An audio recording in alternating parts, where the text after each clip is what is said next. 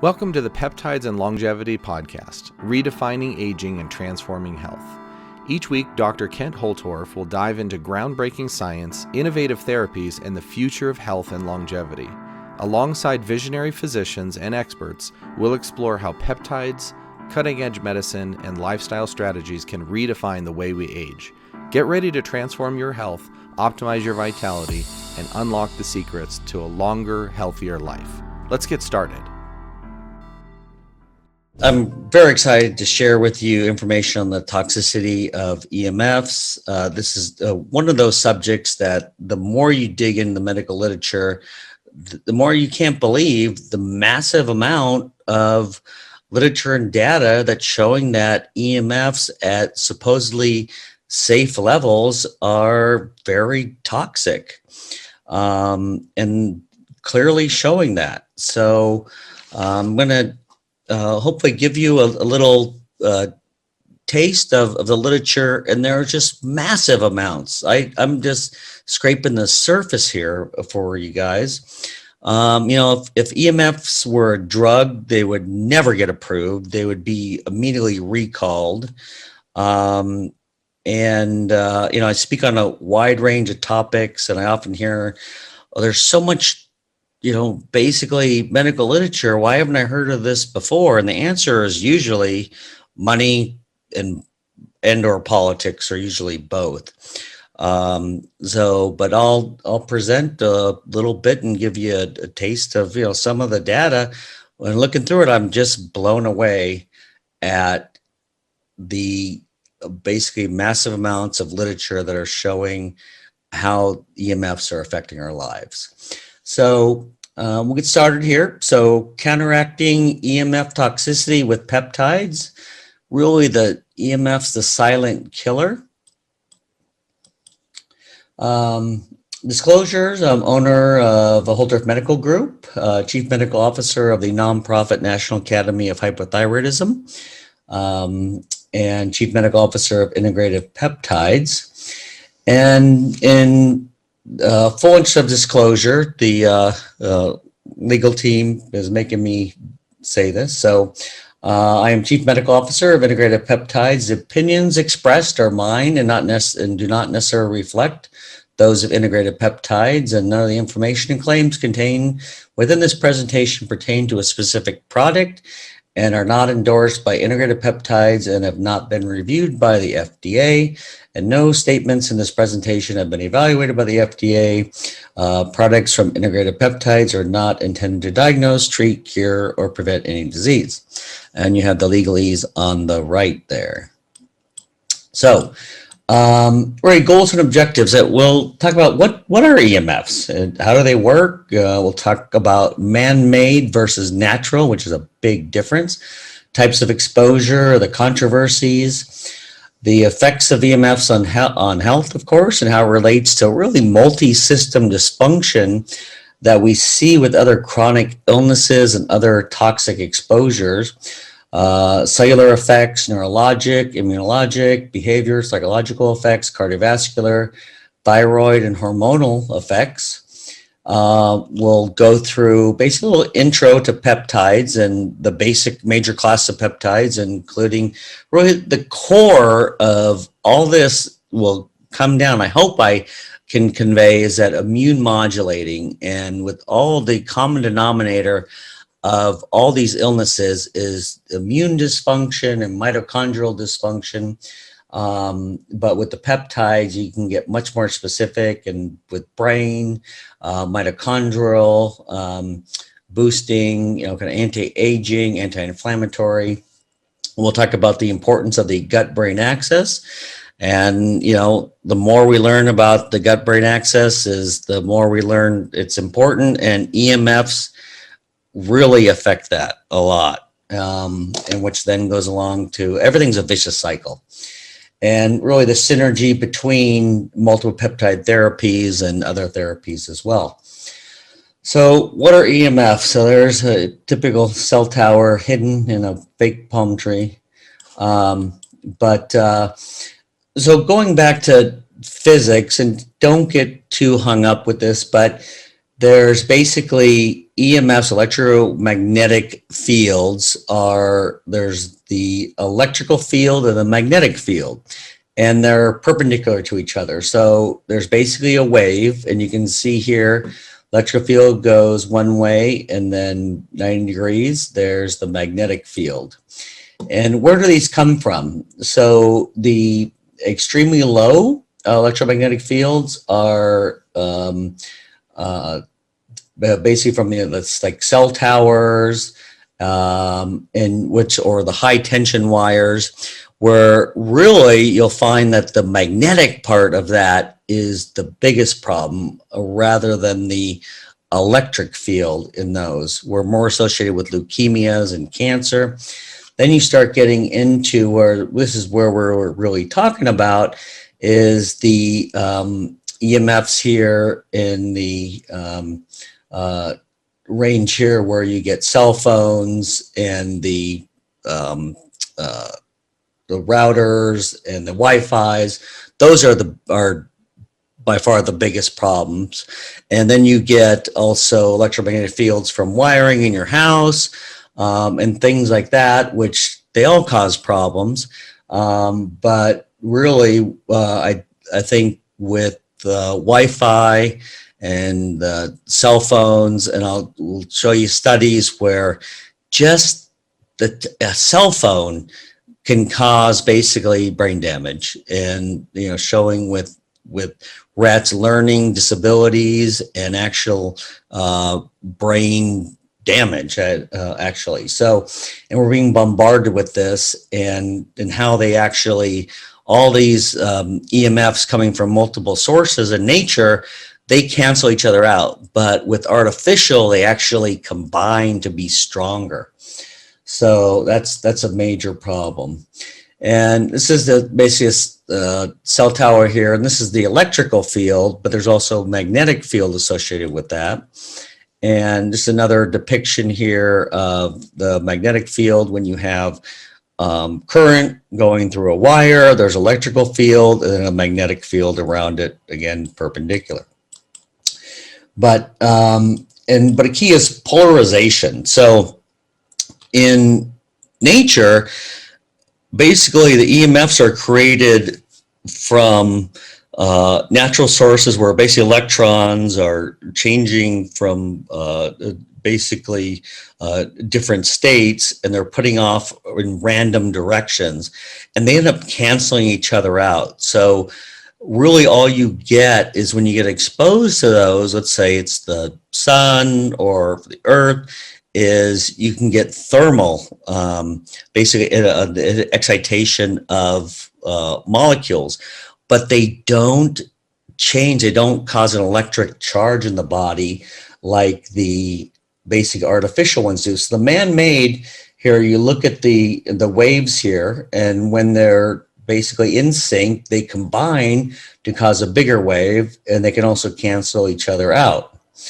So all types of man-made EMFs are polarized, so they only have one direction. Well, again, naturally, they're non-polarized, they're in all directions. And so when you have multiple sources, they cancel each other out, but when basically they're typically sent out in the vertical, like with antennas, that you get these basically spots that are additive, and you'll get low spots. So you can get these, and also coming from multiple sources, you can have spots randomly and also moving where are huge levels of electromagnetic radiation. Again, from the sun, light bulbs are non-polarized, so infinite number of planes, so they cancel each other out. And where, as you can see here, basically going from all around, it equals 0. But when you have them all in one direction, you're going to get additive parts, and you're going to get parts that cancel each other out. So in nature, there's no force on a charged polar molecule other than if there's just general increase in molecular Brownian motion. Basically, it heats up the tissue. But very different with man-made EMFs. Again, they're polarized. And the problem is when they look at safety, they're looking at just what basically it can happen with the amount of thermal increase, like how much heat. But that's not the problem. It's that when it's polarized and also it's AC current, which goes back and forth, it causes all these cells in your body to line up, charged molecules to line up and go back and forth and oscillate with the current. And we have not, basically millions of years have not been exposed to this. So basically you get huge amounts of EMF energies at points that are unpredictable. They vary in location and strength depending upon the location and source and the frequency. You get hot spots where all of a sudden they all come together and where you get huge levels. And just some more here about how the waves will basically combine. But if they're non-polarized, they cancel each other out. And what we're finding is that the biggest problem is the cell membrane sensors for the gated ion channels, especially the calcium ion channel, will open. And this is the same thing that is happening with the cell danger response that allows calcium channels to be opened and causes mitochondrial dysfunction, which then becomes a huge vicious cycle with immune dysfunction, hypothalamic pituitary dysfunction, and it just goes around and around. And where natural EMFs won't do that. So, throughout evolution or time on Earth, we've been exposed to non-polarized EMFs, but we've never been exposed to the polarized EMFs. So basically just a millionth of a non-polarized EMF, a polarized can have a biologic effect. And when you look at the studies, you'll find that if you look at industry studies, about 70% show that EMFs are totally safe, don't worry about it, and about 30% show they're harmful. But if you look at non-industry funded studies, 70% show they're harmful and 30% show no effect. So you'll see that a lot, unfortunately, in medicine. Unfortunately, and this is also in the range of so-called accepted safe ranges, significant toxicity. So again, if this were a drug, it would never even be considered. And also when you look at how EMFs are put out artificially, they're put in pulses. And as you can see here, and the pulses are what get you. It's not the average, because these high levels of EMF will now cause alignment of all the polar molecules in your body, where they're, again, we'll talk more about the gated voltage channels and other things, and they have a huge effect on the body, but the average is very low because it's basically their pulse. So a lot of times you won't have anything but all of a sudden a big hit of EMF. Even just 1 watt emitted from a mobile phone can cause DNA damage. The safety data standards estimate the potential thermal damage, again, using non-polarized, but that's not the problem. The problem is this, how it causes your body, these molecules to line up and oscillate.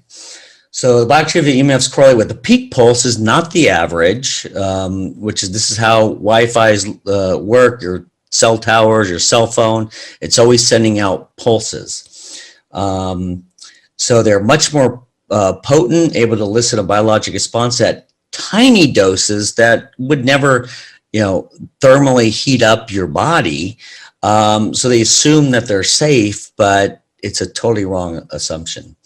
So thousands of studies have shown and support the fact that very low intensity polarized pulsed non-thermally acting EMFs can result in abnormal activation of the voltage gated calcium channels that are 7 million times lower than what is considered safe. So they just look at, well, it's going to heat up the body. Let's look at electric cars for a second here. Now, the middle body of a car is a conductor of medical electricity. It's like a Faraday cage. And I don't know if you know what that is, but if you remember the pictures of Tesla in a cage where all the lightning bolts are all around him, but he's totally fine. So that insulates the person inside from the electromagnetic field. But if you have electromagnetic field coming from inside the Faraday cage, it is amplified tremendously.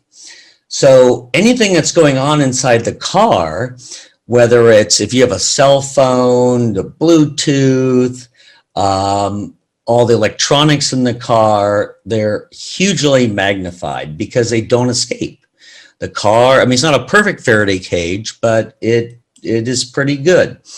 And modern cars have so many different computer parts that are sending out EMFs and connecting to one another and Bluetooth, that it's a problem. But then when you look at electric cars, now we go to even bigger level here.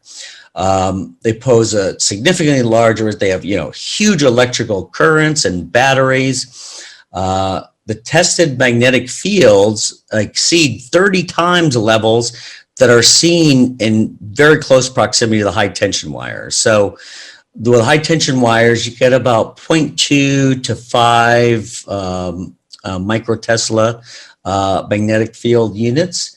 But you can see here on the left that in like the BMW, if you sit in the back seat, it gets about to 100, and the Nissan about 100 in the front seat.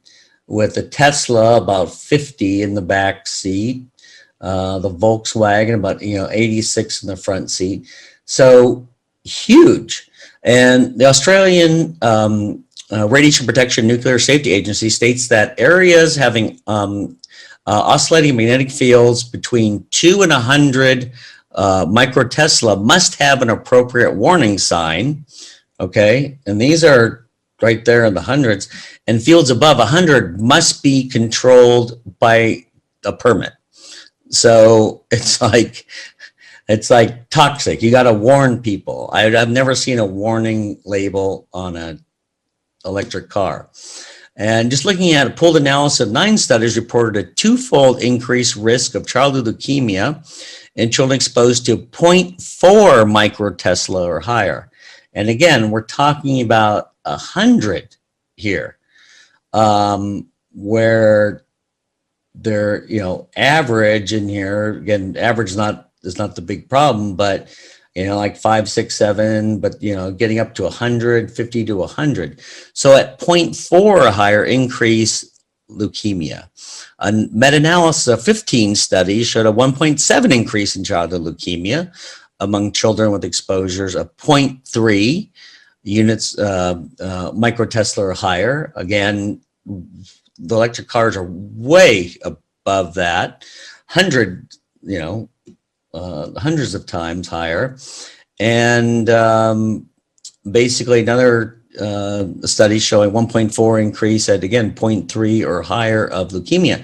So people, with the electric cars, hey, I want to, decrease my carbon footprint, and that's all great, but you're getting into a basically huge electromagnetic field. And what's the biggest way you can reduce your carbon footprint is not have children. And you may not be able to have children for driving around an electric car. And I took out the studies on fertility, but just because we had too many things to go through. But it's a major problem. And then put children in an electric car that are much more susceptible to electromagnetic fields. I won't get an electric car. but I'll probably get, Tesla will send a hitman off after me. But well, what are the effects of EMF? So let's talk about that. So we see in the studies anxiety, depression, ADD, OCD, stress, more emotional. Lack of sleep, I think, is the biggest thing. If you have like Wi-Fi and electromagnetic fields when you're sleeping, you don't go into deep sleep. And hugely associated with Alzheimer's, neurodegenerative diseases, ALS, huge association. Cognitive dysfunction, learning and memory, and we'll look at a lot of studies with that. Hypothalamic, pituitary, tons of hormonal deficiencies, pineal, thymus gland dysfunction. So, and we'll talk about which is kind of a key to aging. So it's really an accelerated aging. These EMFs are making us age so much faster. And we're getting all these diseases of aging when we're younger. And, and I look back, 20 years ago, I don't remember everyone being sick, but it seems like everyone's sick and everyone has these kind of diseases of aging and they're young. Again, sleep disorders, insomnia, brain tumors, tinnitus. All right, so you're diving deep into peptides and longevity on this podcast, and we're right there with you. Integrative Peptides stands out, trusted by over 10,000 doctors to deliver real results for their patients. These premium peptides are your key to unlocking vitality, recovery, and a longer, stronger life. Visit integrativepeptides.com and use the code PODLIFE for 10% off your first order. Again, integrativepeptides.com. Use the code PODLIFE for 10% off. It's time to elevate your journey, starting now. But basically, brain-blood barrier, and even just almost instantaneously, your blood-brain barrier will open up in electromagnetic field. It's crazy, and goes along with the gut. So all these people have leaky gut, which means leaky brain. EMFs are certainly contributing, and a lot of things contribute. So it's another thing that is causing huge problems. It's also, shown to basically stimulate the growth of toxic molds and make them stimulate them to secrete mycotoxins at 1,000,000-fold times higher in the presence of electromagnetic fields. So it's getting us multiple ways, and we're finding all these, mold problems, which, no one was talking about mold problems 20 years ago. EMFs are making mold just grow everywhere and much more toxic. And it's making the bacteria also become resistant to antibiotics. So it's bad stuff. Inflammation causes lots of inflammation, IL-6 interleukin 6, and we'll talk about that. And a core thing, and again, we've kind of turned into an immune modulating clinic because all these things have a very underlying common pathophysiology of this immune dysfunction of a Th1 Treg to Th2 Th17 shift. So Th1, basically think about it, gets stuff inside the cell, Th2 gets stuff outside the cell, usually they're balanced. But with chronic illness, with EMFs, basically toxins, aging, inflammation, your Th1 goes down, you can't fight intercellular infections, but the Th2 goes up, and you get all this inflammation, autoimmunity, and all these problems. And then also Th17 goes along with that. Though, don't want to make it too complicated there. Mast cell activation, huge problem that we didn't see 20 years ago. Again, stimulates pathogens that I was talking about. Other toxins are synergistic with it, showing, heavy metals, that you'd be fine with heavy metals until you get into an EMF field. Autoimmunity, it's causing diabetes and insulin resistance, mitochondrial dysfunction. And it's very interesting when you look at those calcium, those voltage gated calcium channels, and all the amazing work by Navio, and looking at the cell danger response, where the mitochondria, where we think of them as just creating energy, but they direct so many things in the cell. And what happens, they get leaky. And so and they can't produce energy. Instead, they produce inflammation. And this is what happens when you basically get in an EMF field, your mitochondria get leaky and calcium floods in, and you don't make ATP, but you make inflammatory reactive oxygen species, and you just become totally inflamed. Cardiovascular dysfunction, and I can't tell you how many people, with palpitations and sensitive, is that if they get out of the Wi-Fi and but basically like shut off their Wi-Fi at night, and and basically protect themselves, that all of a sudden their palpitations and heart problems go away. And again, with that, because of that calcium channel that is causing basically the heart to flutter and palpitations. Hypertension from inflammation, fatigue, weakness, pain, increased cancer, we'll talk about, DNA damage, and it's basically called non-ionizing radiation. It's not powerful enough to basically directly damage your DNA, but it certainly indirectly damages your DNA, and also epigenetically, meaning that it will turn on certain genes and turn off certain genes, and it turns on all these inflammatory genes and genes that are not healthy. So you get leaky gut, leaky brain, infertility, EMF sensitivity syndrome, which more and more people, it's occurring in kind of the multiple chemical sensitivity where they're treated like they're just making it up. But I'll show you some studies where they're not making it up, that they are blinded to the fact that they're in a field or not, and they have total change their physiology. So really, over the last 20 years, a robust body of independent science has emerged, showing significant negative biologic impacts of exposure from EMFs. And there's clear evidence that children get developmental delay, neurological and cognitive dysfunction, neurodegenerative diseases, heart abnormalities, thyroid and hormone deficiencies, reproductive effects, and also with a mother just holding her cell phone, basically on her stomach, not only affects the baby, but affects, because it's basically affecting the gonads of the baby. So it's the baby's baby as well. So it's multi-generational. Increased lots of inflammation, again, immune dysfunction, the mitochondrial, epigenetic is huge.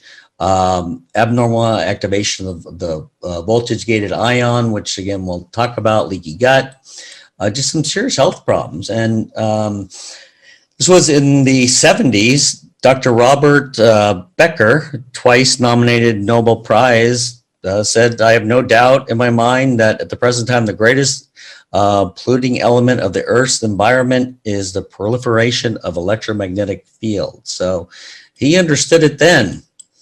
And it's gotten much, much worse. So here's a study looking at people's symptoms in relation to their distance from a cell tower. And you can see how there's a direct, basically decline, increase the closer they get, especially with fatigue, sleep disturbances, headaches, just uncomfortable, like want to jump out of your skin. And we hear that a lot. Poor concentration, depression, memory loss.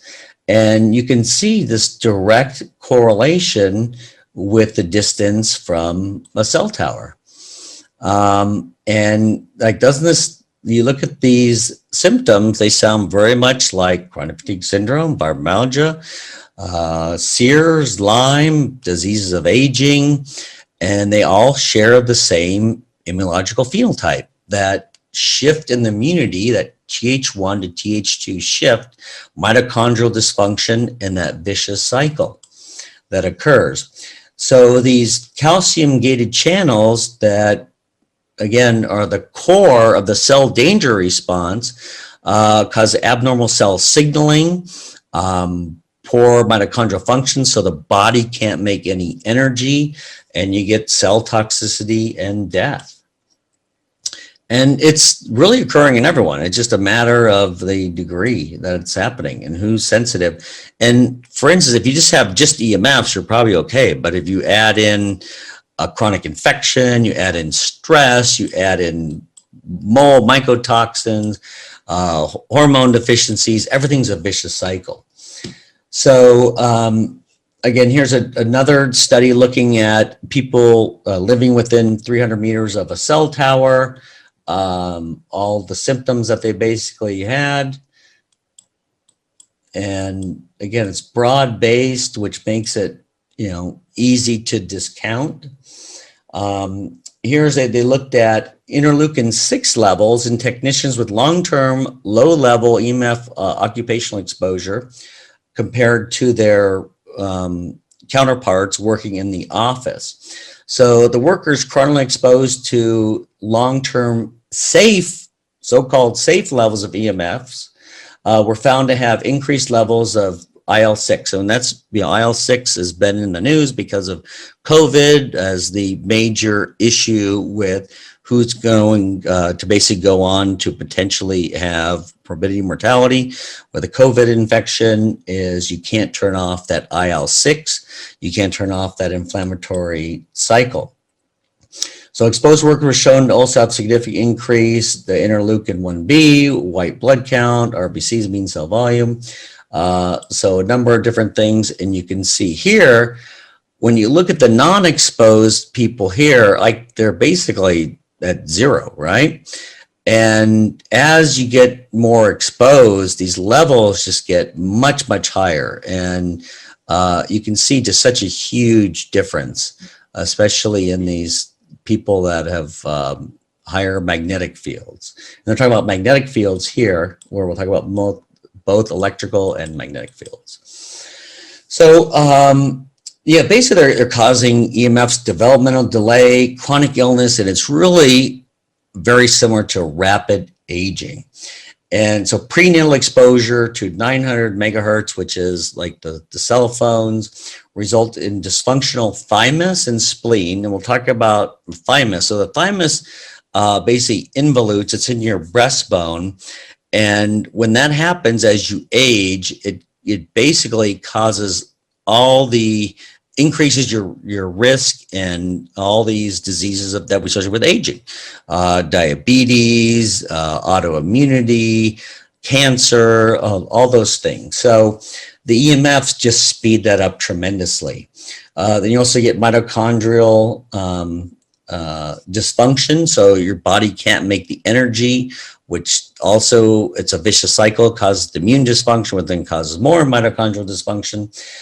Increase in inflammation, so they decrease glutathione and decrease superoxide dismutase, so your body can't get rid of these inflammatory byproducts. Reduce natural killer cell function, which we see so much of. You'll see that in Lyme patients, chronically ill patients, where they can't fight intercellular infections. And all this is additive to it, whether it's stress, insomnia, diabetes, autoimmunity. You don't have the intercellular immunity, and that's where the same thing, it monitors your body for cancer. So you get cancer, you get reactivating infections, but you get lots of inflammation. Your body's trying to fight it, but it doesn't have the right part of the immune system. Gut dysbiosis, which then causes, basically a vicious cycle, increased permeability of the gut and the brain, cardiac dysfunction, arrhythmias, chest pain, hypertension, fatigue, depression, anxiety, cognitive dysfunction, headaches, ADD, OCD, infertility, tinnitus, osteoporosis, neurodegenerative diseases. We'll talk about all this. And everything is a vicious cycle. Now, this is like, oh my gosh. And you really should be thinking, oh my gosh. But the good news is there are things you can do to mitigate and prevent the safe amount of EMF toxicity. One is don't, stay as much, you can't get rid of it because it's everywhere, but you can do certain things to minimize your exposure. And when you ask, like, well, how much since 1917 they looked at the difference in EMF exposure, polarized EMF exposure since 1917, and asked people, oh, maybe 1,000 times more, no, million times, no, basically a billion. So 10 to the 18th. So 10 with it's a 1 with 18 zeros. That's how much more EMFs we're exposed to just since 1917. So very short period of time. This is just a quick one of patients that I had. 37-year-old female with long history of chronic fatigue syndrome, severe fatigue, insomnia, anxiety, cognitive dysfunction, night sweats. She had POTS, so when you sit up, basically low blood pressure, palpitations, interstitial cystitis, which is inflammation of the bladder, which is a mast cell activation, swollen legs, and so they get leaky vessels, and they also get the kind of the skin. If you see where you get kind of a lace pattern in the skin with kind of purplish, really think of Bartonella. Urinary incontinence, hair loss, irregular periods, multiple food and other allergies, and other multi-system symptoms. She was mostly house and bed bound. She's been sick for over 9 years. She said she had seen too many doctors to count. She had been diagnosed with chronic fatigue syndrome, fibromyalgia, mast cell activation syndrome, POTS, pre-lupus, pre-rheumatoid arthritis. Go to a rheumatologist, you're going to get some autoimmune basic diagnosis, and you do find that basically, the chronic fatigue syndrome patients, the Lyme patients, and now we're looking at EMF patients or post-COVID patients, that you'll have autoimmunity to a number of different things. Oftentimes, it doesn't fit into a little box, but whether it's antiphospholipid syndrome, it'll get multiple autoimmunities, but when you fix the underlying immune dysfunction, those go away. She had antiphospholipid syndrome. Her Lyme test said was negative, but when we actually tested her with a decent test, she ended up positive for Lyme, Bartonella, toxic mold, she had Sears, immune activation of coagulation, which I'd love to go into, but that's for another day.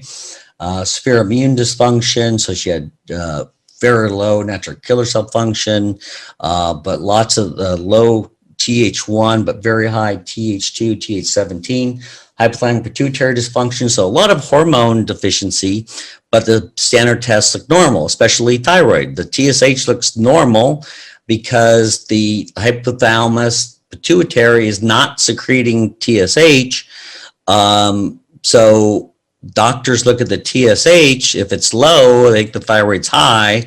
But in this case, which is so many people, the low TSH is actually associated with low thyroid. Again, hypothyroid, she had normal thyroid function tests, but when we did our tests where we look at their basal metabolic rate was terribly low.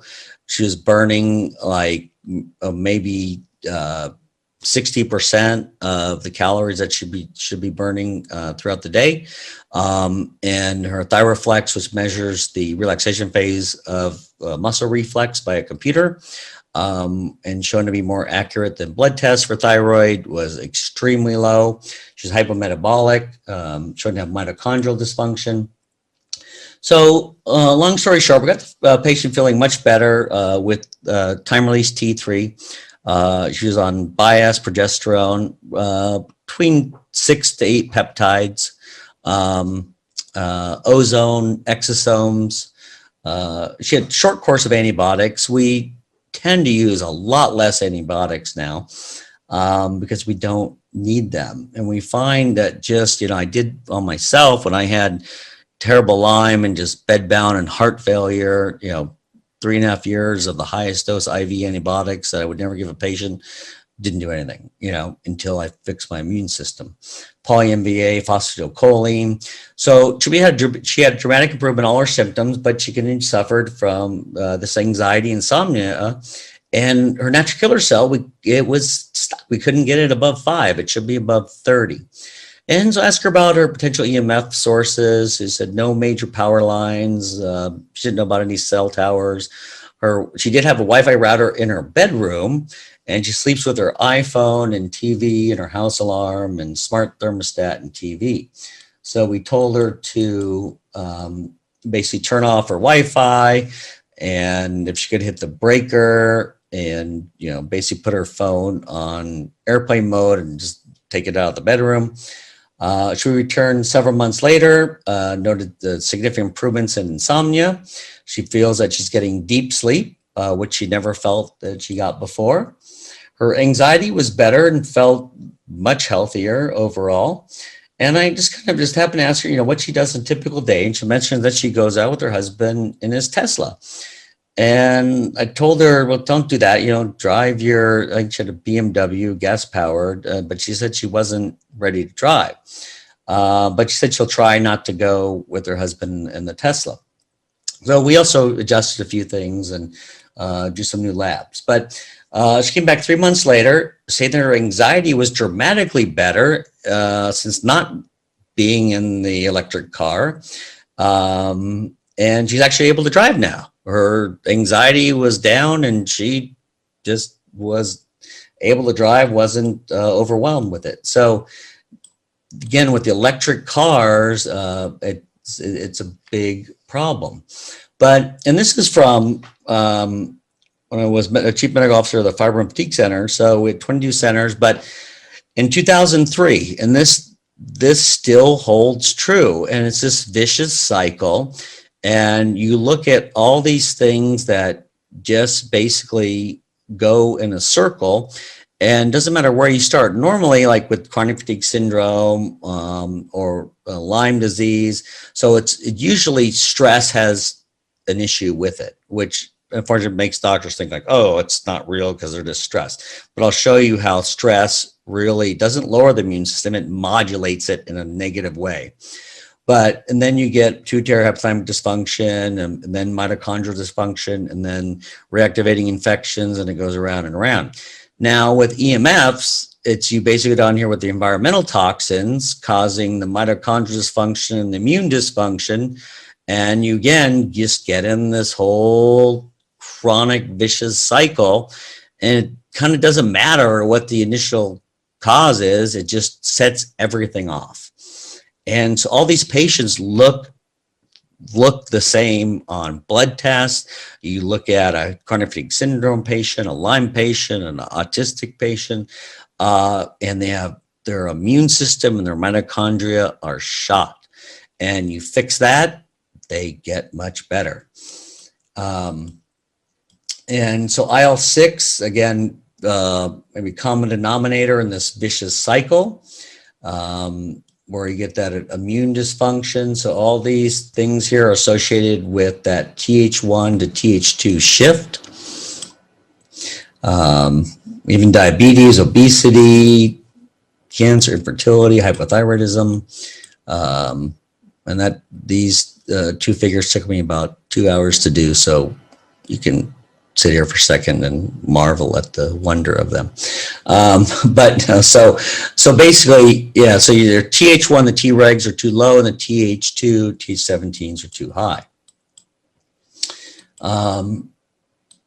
So when you look at stress, we always think of stress as lowering the immune system, but what it really does is cause the cellular, the Th1 with natural killer cell function to go down, but causes increased Th2 with mast cell activation, increased inflammation. So it's immune modulatory, and then again becomes a vicious cycle. So stress plays a huge part in all these things, and they all basically combine together in a vicious cycle. So you hear a lot about mast cells now, and it's a major concern for Lyme patients, chronic fatigue syndrome, Sears, of course, mast cell activation syndrome, patient with POTS. It's basically out of balance immune system. And direct mast cell inhibitors are kind of the mainstay of treatment, but look upstream and fix the immune system, and then that mast cell activation gets better. And EMFs causing a huge problem with mast cells. Let's finally talk about peptides here.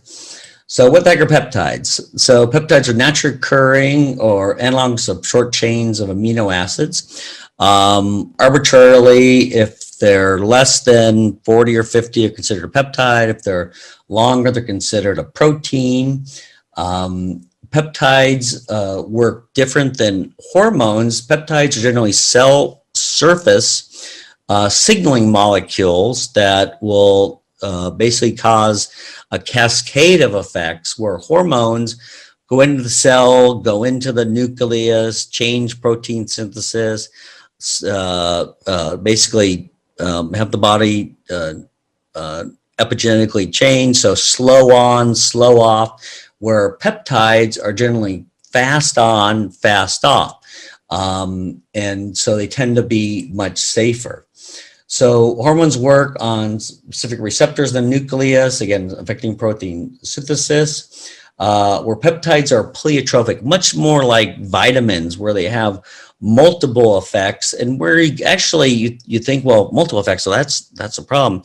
But they tend to be much safer, like a vitamin, where when you give a drug that has like one specific effect, it tends to throw everything off. And that's where you have issues. But peptides in general are exceedingly safe. A number of them, they can't find a toxic level. 1,000 times a typical dose that it's non-toxic. Try that with anything. Try that with Tylenol, or try that with water. They're so safer than water. But they're very synergistic. They regulate most every known process in the body. We used to think, hormones were the master regulator, but we're finding that the peptides are the much more precise modulators that work with the hormones, but more of another layer that is more tissue specific. Again, trying to be extremely safe, 100 or 1,000 full time. I mean, you don't see any drug or anything like that. And increasing number of peptides becoming clinically available. So let's look at the different categories. So immune modulating peptides. So the ones where we want the peptides to essentially convert that, where the abnormal balance of the immune system, that low Th1, high Th2, back to normal. And peptides tend to be homeostatic, meaning that they bring the body back into balance. For instance, BPC, body pressure compound 157, you have high blood pressure, it brings it down. If you have low blood pressure, it brings it up. If you're hypercoagulable, it brings it down. If you can't coagulate, it brings it up. So they tend to bring everything back into balance. So immune modulating, like thymosin alpha 1, think mostly of increasing Th1, where the BPC, think of mostly lowering Th2, and then thymosin beta 4 and TB4 fragment, which we'll talk about, think of more as modulating both of them. Then there's different thymic peptides come from the thymus, thymulin and thymogen. The thymulin tends to be more basically anti-inflammatory, works great for people with Herxheimer's. And then you have also what works for immune modulatory are the pineal hormones, epitalin and pinelion. And these will basically modulate the thymus, also increase melatonin, but they do a lot more. They work very synergistically with the thymus in terms of immune modulatory effects. Sleep peptides, epitalin and pinelion, they will again raise melatonin levels. And for people that can't sleep, there's delta sleep inducing peptide, and which sounds like, oh, it's a peptide, you take it and you go to sleep. But no, it doesn't. It's not like a sedating peptide. It basically reduces inflammation in the hypothalamus, which calms down the sleep center. So if you don't have a problem sleeping, it won't do anything for you. But if you have a problem sleeping, that you combine the epithelium, the delta sleep producing peptide we're finding with a growth hormone secretagogue. I'm not going to talk a lot about those, but that's a whole nother area. But all of a sudden people are like, oh my gosh, I'm getting deep sleep, especially if you're out of EMF fields. And the being in electromagnetic fields going to cause inflammation of the hypothalamus, which keeps from going to deep sleep, causes insulin resistance, leptin resistance, weight gain, anxiety. And then AOD, anti-obesity drug, is a fragment of growth hormone. But its other effects, brain peptides for memory, depression, traumatic brain injury. There's CMAX, C-Lank, and we'll talk about those. Cerebral lysin, which has been for IV and IM injection, but they made it a biologic now, so you can't get that in the US, but it is available orally. Dihexa is it's a synthetic angiotensin 1,7 analog, which but it helps memory. Corgin, all these are very synergistic, by the way. Growth hormone secretagogues. Again, most are natural, but some of those are synthetic. Antimicrobial peptides, I won't get too much into. LL37 is naturally produced in the body. But also, thymosin alpha-1 is approved in 30 or so countries for hepatitis, HIV, for cancer. The TB4 active frag, very antimicrobial. BPC 157 is shown to be more potent antiviral, for instance, against the herpes virus than acyclovir at 1/100th of the dose. But people tend to not think of it as that because it has so many other effects of healing. But they're very antimicrobial. Just kind of general rejuvenation, body protection compound, and we'll go through that. It tends to heal so many different systems in the body. When you take it orally, it works systemically, as well as TB4. They work together. That's more of, again, that thymic peptide, where TB4 fragment is the part of TB4 that's the immune modulator, and it's actually orally active and takes out a part that stimulates mast cells.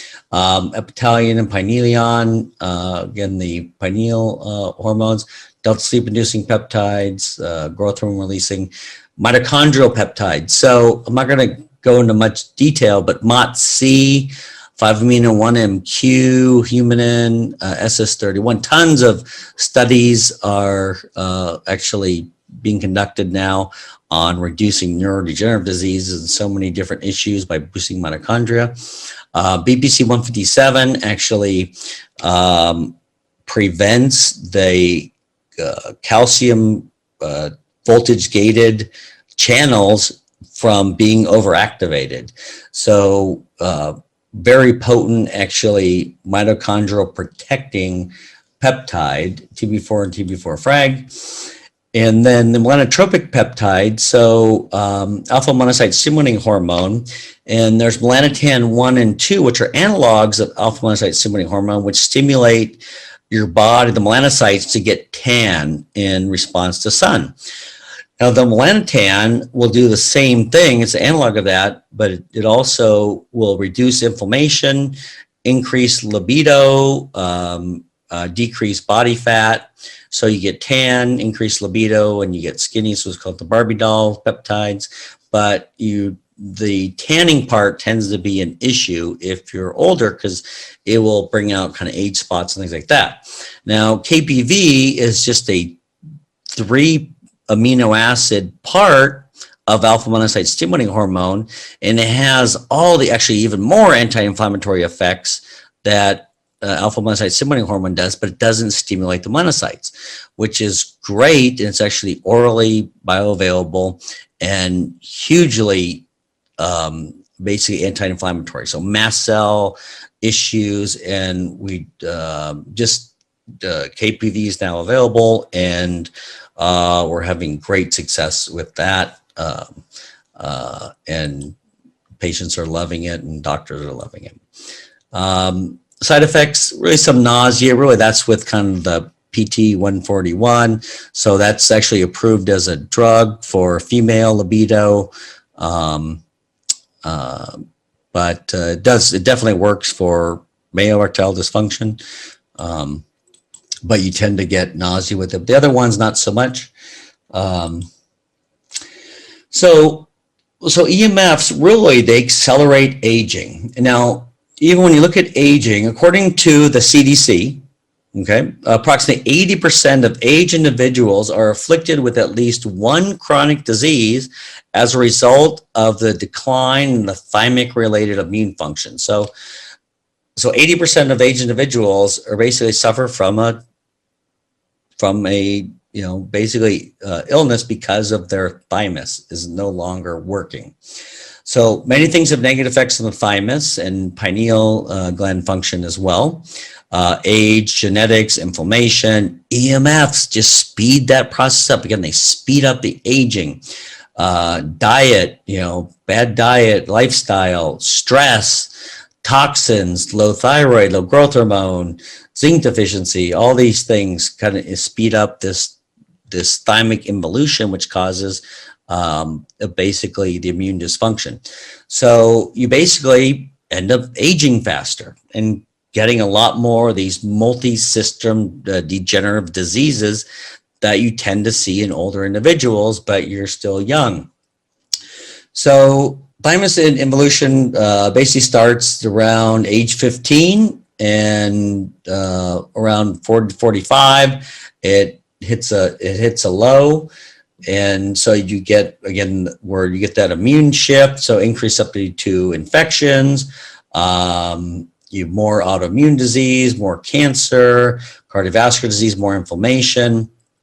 And you can see here the thymus, as you age, it just starts dropping right around to age 10, 15. And then by 40, and usually right around between 40 and 50, that's where you start getting the red line here that I drew in. You can tell it's not professionally done, but I get the point that where this is the increase in basic diseases of aging. You'll get childhood diseases, you'll get a bump in diseases here, and then diseases of aging just rapidly increase here because of the thymus. So let's fix the thymus. With stress, so I think I went through this, where the stress is a major immune modulator. So the thymosins, they again modulate the body to be more immune balanced. So you have repair, restorative and healing properties, maintain normal antimicrobial activity, boost mitochondrial function. Again, you'll see all these things connected. Thymus works by activating secondary messengers, stimulates wound healing, stimulates stem cells, increases antioxidants and glutathione production, needed to maintain a healthy GI mucosa. So really a combination of BPC 157 is kind of the go-to for gut inflammation, but also inflammation throughout the body, but it's known for that. But the TB4 fragment, you can take orally, works in the tight junction, and we're finding KPV is the one very anti-inflammatory and really heals the gut very quickly. And a big problem we're finding with Lyme, all these, this inflammation is basically brain on fire. So microglia activation. And so you'll find with BPC 157, the thymosin beta 4 frag, KPV, they'll lower the microglial activation, also cerebrolysine. So the brain inflammation goes away. And you'd be amazed at how many symptoms go away when you reduce brain inflammation. And brain inflammation, particularly the hypothalamus, is what causes insulin resistance and diabetes. Thymosins and also BPC blocks the effects of neurotoxins, endotoxins, mycotoxins. They boost natural killer cell function. And so thymosin beta 4 is a long molecule, and so 43 amino acids has different parts that do different things. So what they found is that the fragment 1,4 possesses all the immune modulatory and angiogenic and healing and anti-inflammatory and cellular protective, but it takes out the part that stimulates mast cells, and it also now becomes orally active because it's very short. A long peptide is not going to absorb. Even short peptides can be difficult to absorb, but this one absorbs whole and is clearly totally bioavailable. And you get all the benefits of thymosin beta 4, which you normally have to do with a shot, but you can take it orally, and it's about 10 times as potent as well. So it's a more potent anti-fibrotic, so it will prevent like diabetic cardiomyopathy, diabetic nephropathy, or kidney damage from diabetes. Again, it's 10 times as potent per weight. It doesn't stimulate mast cells. It's orally active. It crosses into the blood-brain barrier. It's much smaller, where TB4 is too big to cross. Gets into biofilms and breaks up biofilms. It inhibits shrimping growth factor beta, induced plasminogen activator inhibitor. So it prevents that hypercoagulability, which also BPC 157. And we actually, if you check the coagulation status of chronic Lyme patients, chronic fatigue syndrome patients, about 80% plus have immune activation of coagulation. So what's happening is they're laying down, they're not causing a clot, but laying down fibrin, trying to wall off that infection, which is good in the short term, but in the long term, now the body can't get at it. And also nutrients can't get in and waste products can't get out. And oxygen that usually takes 2 seconds to get into the cells can take up to 2 minutes. So the cells are also starving for oxygen. So cleaning up that fibrin actually with either really low dose heparin, which is safer than aspirin, or also, with immune modulating, also some of the vascular enzymes will help, but just another, again, in this vicious cycle that we see. And a lot of times when nothing's working in the patient, we'll say, hey, I got good news, I got bad news. The bad news is you got immune activation of coagulation. The good news is you got immune activation of coagulation. And we can treat all of a sudden treatments that weren't working because whether it's a hormone or a drug or a nutrient wasn't getting into the cells, all of a sudden you clean it up, now it gets into the cells and starts working. So here's just basically these are amino acids of thymosin beta 4, and then TB4 active frag is the first 4 amino acids there. BBC 157, and these two are kind of the go-to and kind of the core treatment, and available as a supplement.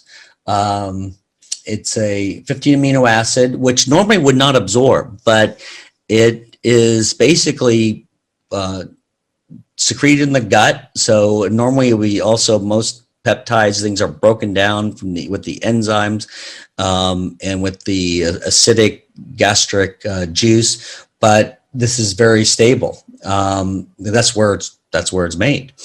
So it's resistant to hydrolysis and enzyme digestion. It's shown to have a wide range of healing mechanisms. It's almost embarrassing showing the studies because it sounds like snake oil, like name it, it helps heal it. But it really changes epigenetically the body into a healing, basically turns on all the genes for healing, lowering inflammation, improving the immune system, gets increased blood flow to areas that are needed.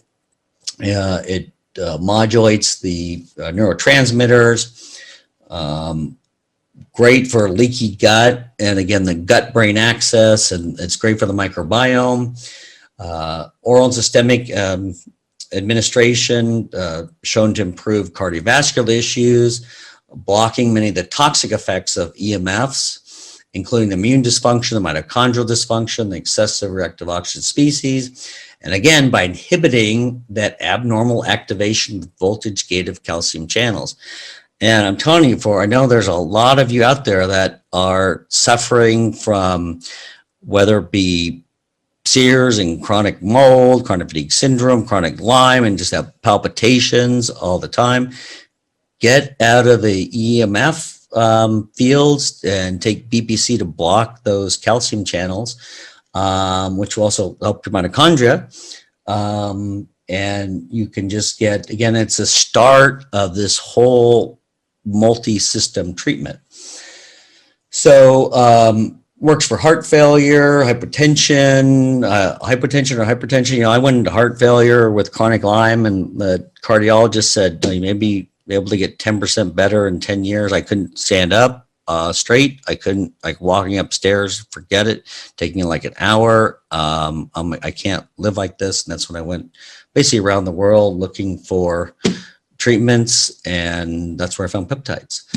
But and I went back a year later, and my heart was normal, and the cardiologist says, "Oh my gosh, I've never seen that." Of course, he even asked what I did, but he said he's never seen it. It actually prevents arrhythmia. It shortens that QT interval, which again, with COVID, you may be hearing about, you know, the QT interval with Zithromax and hydroxychloroquine. We look at that, but actually BPC 157 will shorten that, as does thyroid. But BPC 157 also will is great for arrhythmias. We had one of our employees' husband was an AFib, and gave him a big shot of BPC 157 and broke his AFib, went back into normal sinus. So it works for central and peripheral nervous system, treating neuropathies, and all the, you know, with EMFs associated with them. We'll look at, you know, traumatic brain injury, Alzheimer's, Parkinson's, neuropathies, peripheral nerve damage, mood disorders. It's shown to be a better antidepressant than antidepressants. Blocks that exaggerated stress response for constant fight or flight. Let's see. So I think that's the same slide. And so, yeah, just even a brief period here, 7 days after just a brief exposure from a mobile phone, they found the blood-brain barrier opened up. So again, we have the brain is protected by a network called the blood-brain barrier, which makes it difficult for certain things to get into the brain. It protects the brain from toxic substances. But if you're in an EMF field, it opens it up. And also, you know, leaky gut ends up being leaky brain, and vice versa. So in some of these studies, just 2-hour exposure to a low level, cell phone level, in rats found immediate disruption of this blood-brain barrier protection, increased permeability, allowing these big molecules, even albumin, which is a big protein, to be able to get in and out. And it's crazy. And just the brief exposure for a couple hours, the increased permeability for 2 weeks.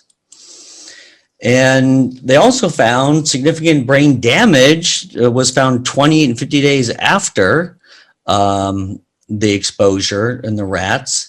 And now if they were to give anti-glutamate antioxidant therapies, it did help prevent some of that permanent brain damage, but not all of it. And anyone who was already sick, it was much worse for them. And that's what you see. And so with in terms of the microbiome, we heard a lot about the blood-brain axis. So the microbiome affects the neurologic system and really most every system in the body. And also, but the brain can determine what the microbiome is. So again, it's a two-way street. So if you have leaky gut, you have leaky brain almost instantaneously. Now, radio frequencies similar to those emitted by mobile devices or Wi-Fi typically cause pathogenic bacteria, like E. coli, Listeria. They grow faster, become more resistant to antibiotics. I mentioned that. Causes toxic molds to grow faster and secrete millions more of mycotoxins. It's crazy. And so here's basically looking at the blood-brain barrier. So numerous studies showing the importance, and looking at BPC 157, KPV, TB4 active FAG, those combination works on all the different parts of the dysfunctional, the leaky gut, and thus leaky brain. Studies there. And then we get into the microbiome. So the viruses that are in there that they're called phages that feed on the bacteria, then it's exponentially more complicated. But we haven't heard about that yet, but you will. So let's see, that is, we already talked about that. So BPC 157 stabilizes the gut and the nervous system, which we talked about. So much of the safety attention has really been looked at, again, ionizing radiation, which is powerful enough to break up DNA, so it's felt that anything less powerful does not cause DNA or damage. But that's not the case. So even short-term low-level exposure to non-ionizing radiation, well within the safety limits, has been shown to cause DNA damage. You increase in what's called senescent cells. So the cells just basically, they're sitting there, they're dysfunctional, they're a mitochondrial dysfunction, they can't do their job, but they're secreting all this inflammatory byproducts and causing a lot of problems. Those are the ones that turn to cancer. And basically they don't have enough energy to even go under apoptosis or really die and get rid of those. So they get basically, if you get the mitochondria going, they can actually go under what's called apoptosis and get rid of those old cells that are causing all these problems. So free radicals, especially interaction with transitional metals like iron and heavy metals, play a big role with EMF toxicity on DNA. So if you have these metals that, you know, Fenton reaction, or with the heavy metals, that you can get DNA damage, certainly. So here's basically just looking at the incidence of glioma, so brain tumor, and the amount of cell phone use. And here's looking at the thymosins and the pineal peptides, epitalin and pinealin, and cancer reduction. So with thymus, you get significant increase in lifespan, and also boost, which correlates with the boost in immunity. And the pineal gland, same thing. So increased lifespan, increased immunity. They go together. So demonstrate the high efficacy of epitalin therapy for prophylaxis of age-related pathology, including cancer, showing a new physiologic way to slow down the pathological process and to extend human lifespans. Quote there from the studies below.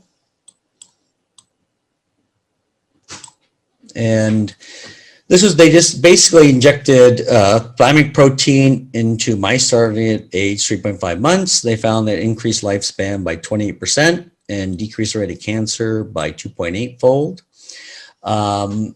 In terms of, they had cancer, female mice where they're bred to have the breast cancer gene, so genetically prone to breast cancer. They received epitalin 5 times per week from the 2nd month of life. And the percent of mice that developed breast cancer was 3.7-fold higher in the control. So 73% reduction in cancer in the treatment group. It decelerated the rate of aging of the reproductive system as well, with only 8% of the mice having irregular menstrual cycles versus 52% of age control. So it's actually very good for people with infertility. This is looking at age-related insulin resistance, also neurotransmitter levels. So Epitalion improved insulin resistance. This was in rhesus monkeys.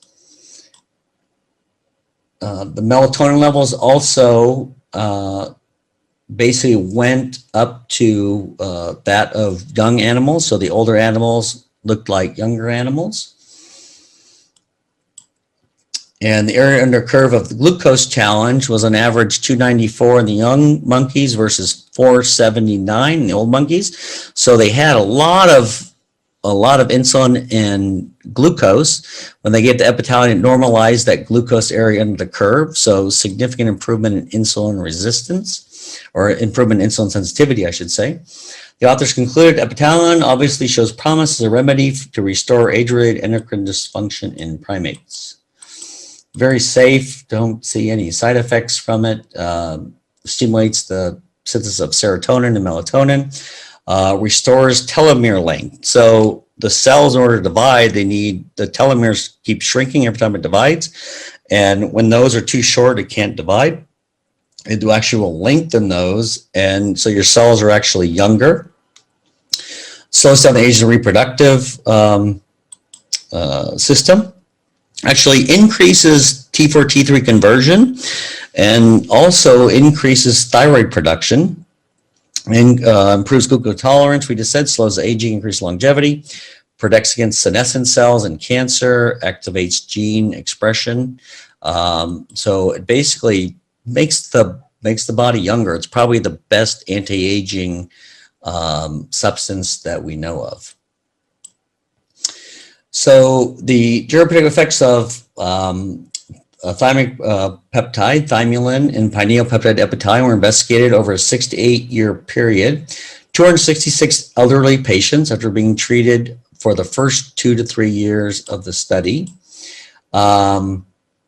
They basically found a 2 to 2.4 decrease in acute respiratory disease, so they had improved immunity, reduced incidence of clinical manifestation of ischemic heart disease, so less cardiovascular disease, less hypertension, less degenerative diseases, osteoarthritis, osteoporosis, compared to controls. So such a significant improvement in health state of the peptide-treated patients correlate with decreased mortality rate during the observation, basically twofold decrease in mortality in the thymulin-treated group, 1.6 to 1.8-fold in the Epitalion-treated group, and when they're treated with both, a 2.5 reduction.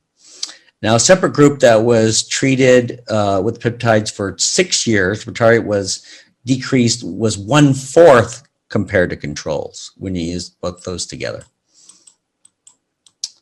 So EMF effects on the brain significantly impacts on memory, learning, anxiety, even at these so-called safe levels.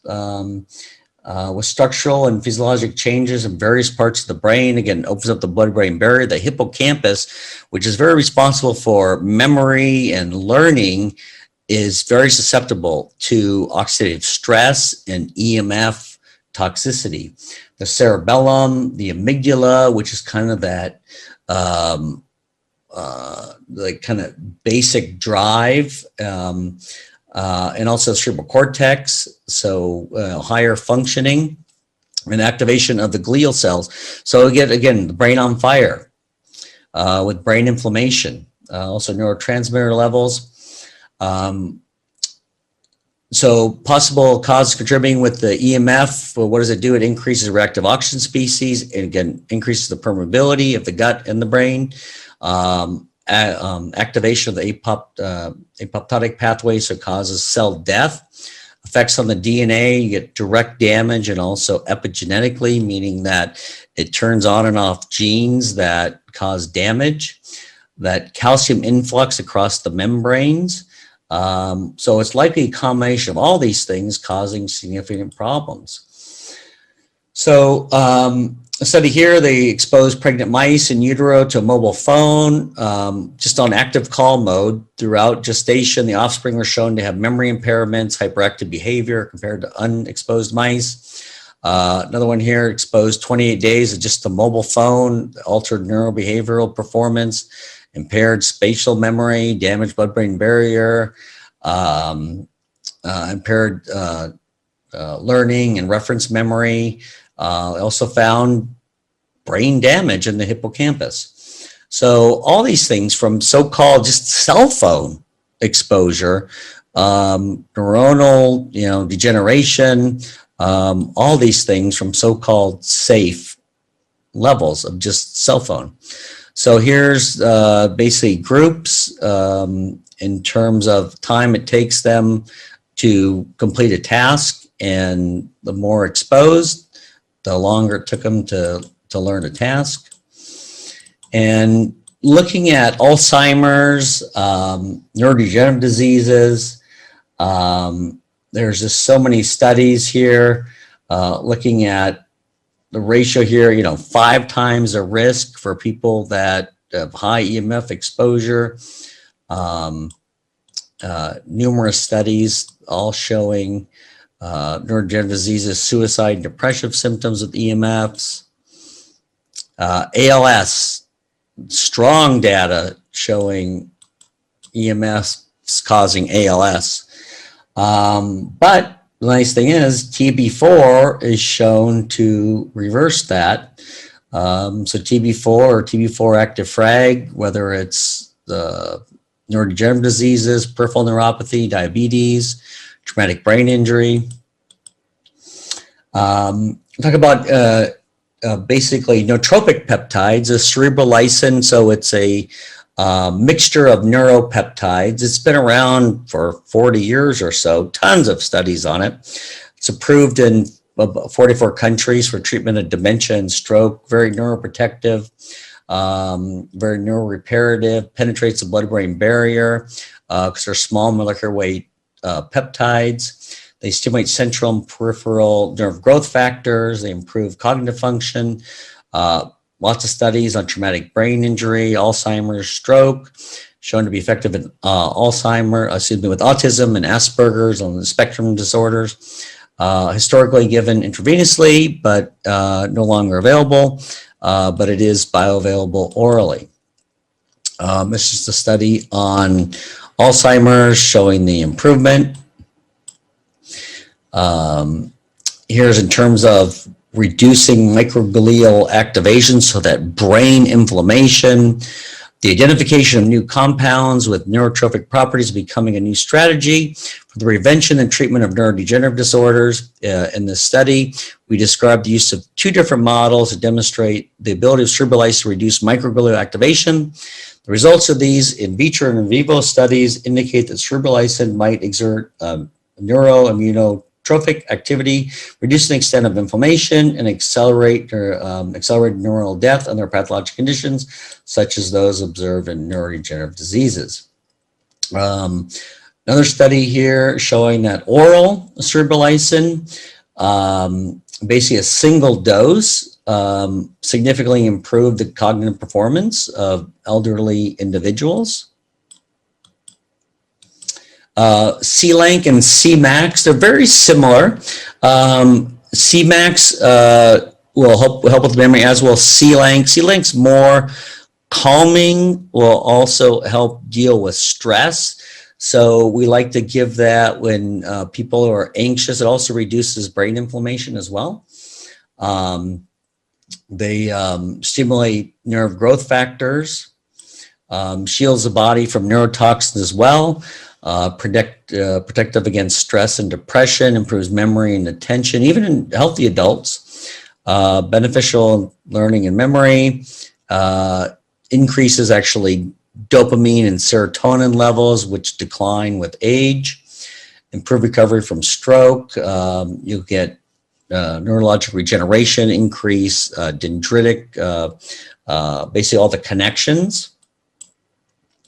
I have never seen side effects from these. And looking at the cardiovascular system, I mentioned how so many patients have those palpitations. If they can get out of the EMF field, especially with BPC, often those palpitations go away. And they kind of get out of that sympathetic fight or flight response. This is just showing that how the EMFs add to that immune activation of coagulation, where just exposing the blood, the person's blood, to EMF fields, they start clumping after 10 minutes and 70 minutes. So significant effects. So this is a person who basically was EMF sensitive. They would have the person sit in a room and then turn on and off the Wi-Fi. So basically pulse at 68, and then all of a sudden turn on the cell phone, go up to 122. Fake turning on the cell phone, goes back to 66, turn back on the cell phone, 129. And then also, so they found that really you get that, again, that sympathetic, parasympathetic, where all these illnesses are causing just that sympathetic overdrive, where it's just fight or flight, instead of that calmness, and again, not getting deep sleep, the brain on fire. And this person would actually go into arrhythmias with the EMFs. So epithelioid cardiovascular disease. So this was a trial of 79 patients aged 60 to 69 with severe cardiovascular disease, half of them receiving just 6 courses of epithelon. And all the patients continued their standard basic therapy. So followed for 13 years, the cardiovascular functional age was 16 years older compared to 7 years in the epithelon group. So it really kind of slowed that aging, and the mortality rate was about half that of the control group. So cut mortality in half. They actually increased their endurance while the control group declined on their endurance. And they also had normalization of their circadian rhythm. So it increased the melatonin. They slept better, more standard sleep cycle. You know, people say, as you get older, you kind of lose that sleep cycle. So it brought them back to that younger, nice, awake sleep cycle. Improved carbohydrate lipid metabolism. This is showing that TB4 frag and BPC prevents EMF-induced cardiovascular dysfunction. So they, the TB4 active frag cardioprotective effects in diabetic subjects, reduced both ventricular, interstitial, and perivascular fibrosis. Oral and systemic administration of BPC 157 simply improves a wide range of cardiovasculars by blocking, again, many of the toxic effects of EMFs, including that mitochondrial dysfunction, the excessive reactive oxygen species, and inhibiting that abnormal calcium voltage-gated calcium channel.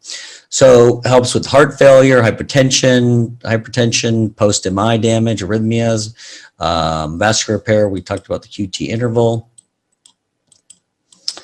So also we're finding, you know, is that really with EMFs, everyone's exposed to, is that everyone's really low with thyroid, actually multiple hormone deficiencies. So you look at that 72 hamsters divided into 3 groups, control group, and then group 2 was exposed to cell phone EMF for 10 days. Group 3 was exposed to cell phone EMF for 50 days. They tested T4 and T3 and cortisol levels. The cortisol level on 50-day exposure went up, so they had that increase in the cortisol, the stress response. But they found T3 levels were higher in the control group. So the T3 levels in the exposed group dropped. Now the T4 levels went up. And so doctors think, well, higher T4 means that they're, and especially when the TSH is lower, they didn't test TSH in this study, but I can pretty much guarantee the TSH dropped. But we'll see in the next study. So low TSH, high T4, doctors go, oh, high thyroid. It's actually low thyroid because they have hypothalamic pituitary dysfunction. The body is not producing TSH. Then on top of that, with the mitochondrial dysfunction, you need active transport for the T4 to get into the cell. So the high T4 shows that it's not getting into the cell. And you can see that by the T3 and the T4 thyroid transporters are different. The T4 is more energy dependent. So with low mitochondrial function, it doesn't transport T4 much more affected. Now reverse T3 has the same pharmacodynamics, same pharmacokinetics as the T4. So with high reverse T3, it shows it's not getting into the cell. So for high reverse T3, you know T4 is not getting into the cell. So that's why all these patients do so much better with straight T3, because although it is somewhat affected, not nearly as much as T4. So, but doctors look at their TSH being low normal and their T4 being high normal. They go, oh, well, you're kind of high thyroid. No, they're low. So it's the opposite. So here they said, the author stated that the high cortisol resulted in decreased T4 to T3 conversion, which is true, but that's not the main problem. You do get less T4 to T3 conversion, but the big problem, the cause of the high T4 is it's not getting into the cell. And again, EMFs causes mitochondrial dysfunction along with other things, chronic infections, and then causes immune dysfunction, low thyroid, then you basically get all that vicious cycle. And then, so different study here. So the major contributor of a T4 is a lack of T4 transport. So we assume that they had low TSH, but so everyone really exposed. If you want to learn more about this, go to our nonprofit National Academy of Hypothyroidism, nahypothyroidism.org. Wrote a couple review articles on this. I'm just kind of throwing it out there. But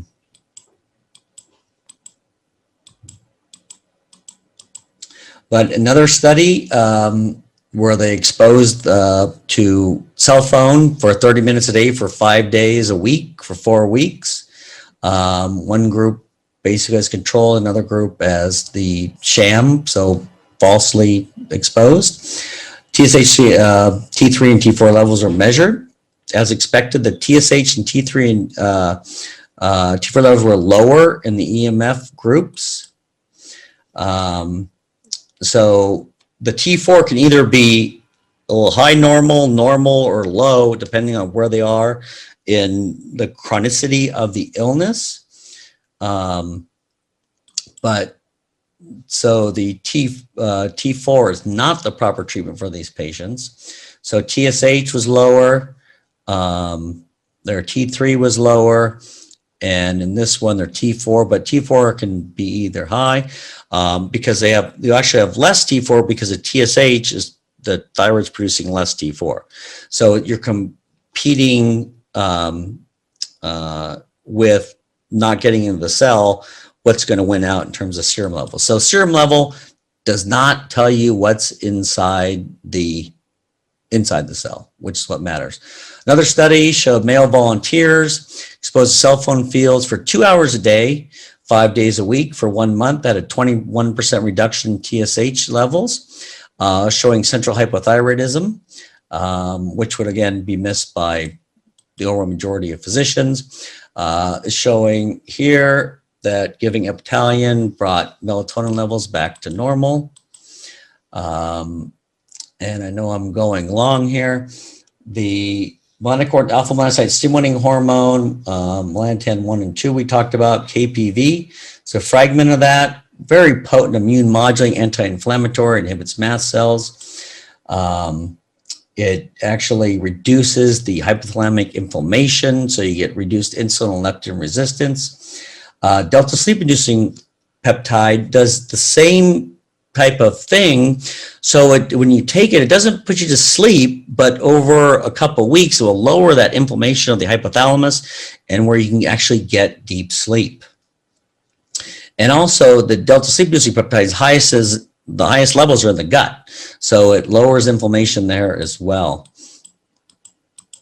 And just I'll mention GHKCU. You'll see that a lot in cosmetic. It helps heal skin and produce collagen, anti-inflammatory. Also helps with hair restoration. I'll just mention that we like the mitochondrial peptides, which include BPC 157 protects the mitochondria, 5-amino-1-MQ. We found great results with like bipolar and OCD. MOTC is another one. Again, TB4-FRAG SS31. Increased metabolism, neuroprotective, increased stem cell function, increases NAD. So really, peptides very synergistic with each other. Here again with thymulin and epitalin.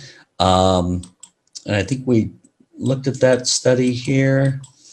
And so to summarize, and I know I went way over and I apologize for that, but I hope I gave you a little taste of the problem with EMFs, and hopefully, one way to counteract that and a lot of things is using peptides, but also, try to minimize your exposure to EMFs. They contribute to a wide range of illnesses and immune dysfunction, and are a key component of the vicious cycle of multi-system illness. The key is this healthy, balanced immune system. Remember the gut-brain axis, it's a core contributor, and improper function deficiency of certain peptides, again, they're natural in your body, which they decline as we age, can heal and protect you from toxic exposures, and works well in a multi-system treatment. So in terms of dosing, let's get asked that. I'm going to just quickly usual dose, again, is 1 cap twice a day, but you can't basically overdose on those. If they have GERD, open the capsules.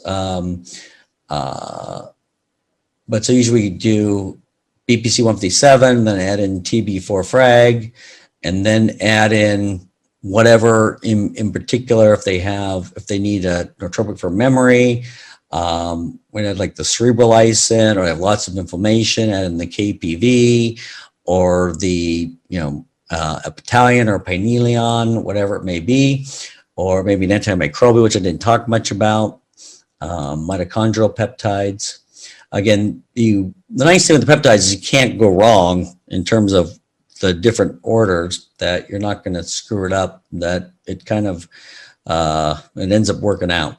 But that's it. Again, I'm sorry for going I think way over my time, but hopefully that you got a little taste of all the literature that's showing the issues with EMFs and how to hopefully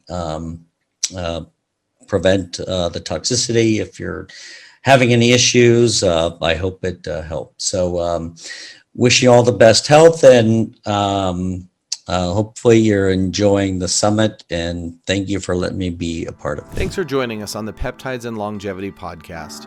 If you enjoyed today's episode, don't forget to subscribe, share, and leave a review. It helps us reach more listeners passionate about optimizing their health. For more insights, resources, and updates, visit our website at www.holtorfmed.com. Together, let's embrace a future of health and vitality. Until next time, stay inspired and keep thriving.